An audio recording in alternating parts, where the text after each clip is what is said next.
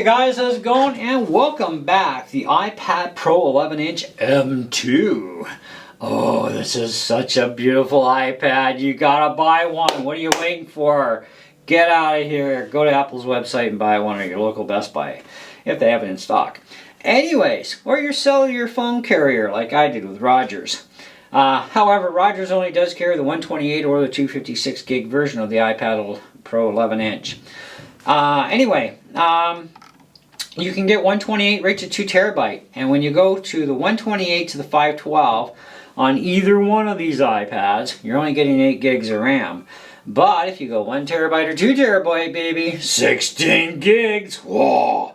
Okay, awesome.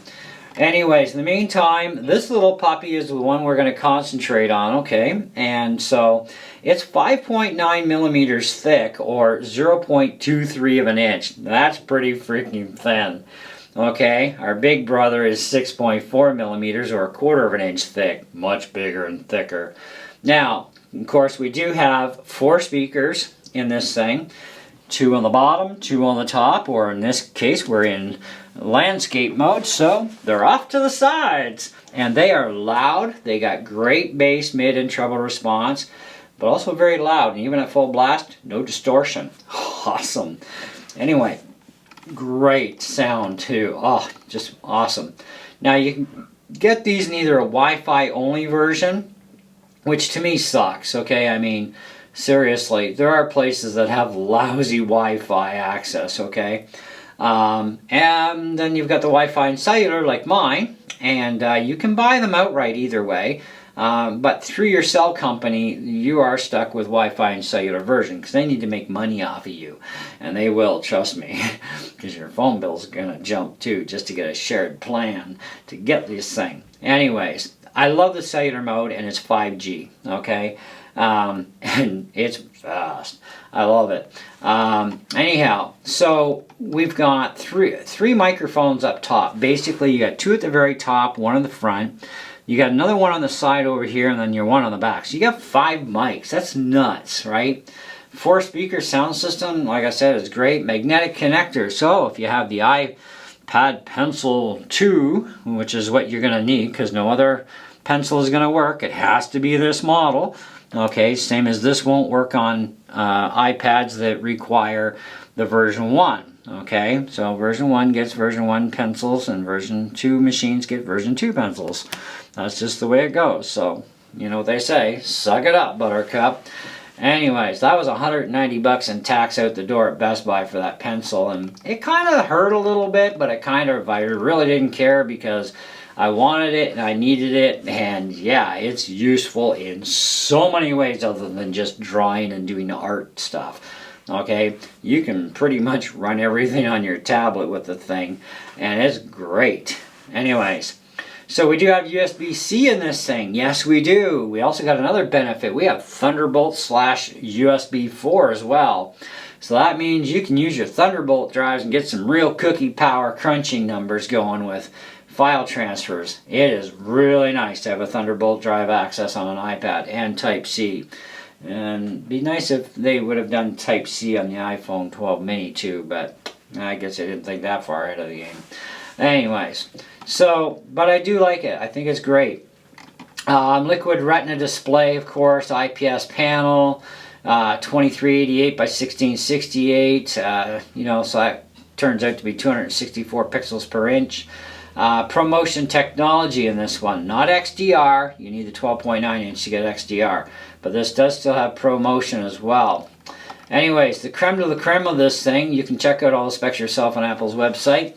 It's the M2 chip that's in this. We have an 8-core CPU with 4 performance and 4 efficiency cores, a 10-core GPU, 16-core neural engine, 100 gigabyte memory bandwidth, 8 gigs of RAM, of course, on corresponding models 128 to 512, and on corresponding models of 1 and 2 terabyte, you get 16 gigs of RAM. This processor is more freaking powerful than my M1 Mac Mini, yet I cannot run a Mac OS on this thing as of yet. But I do hear that Apple is in the works of giving us at least a stripped-down version of Mac OS that will work on these things.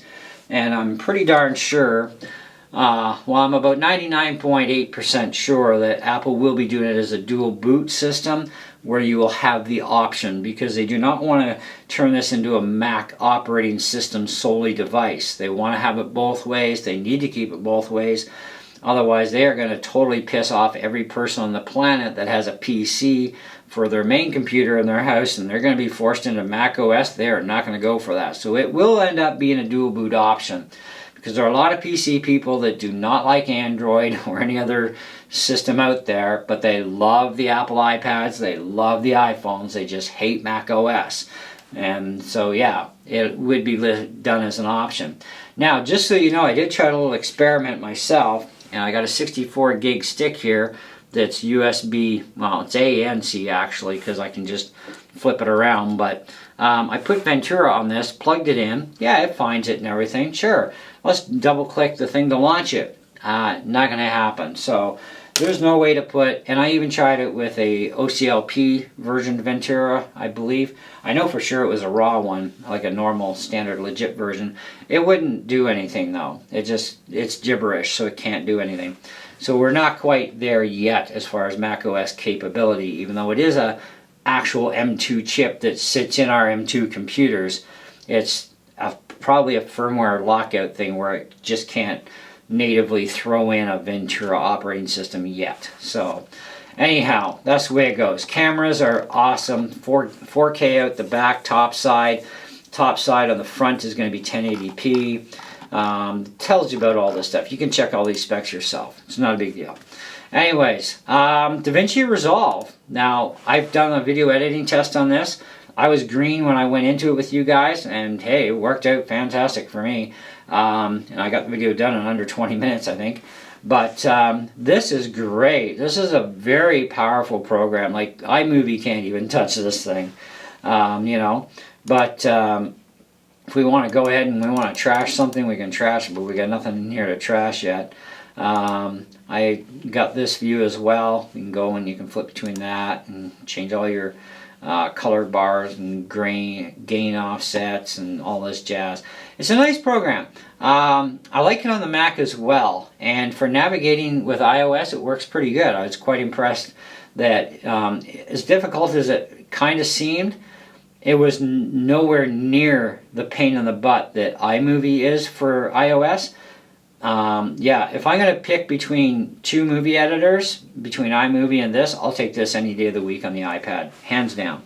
And it's 100% free too, which is more than what I can say for Apple. Apple does give us 30-day free trials of Logic Pro as well as Final Cut Pro.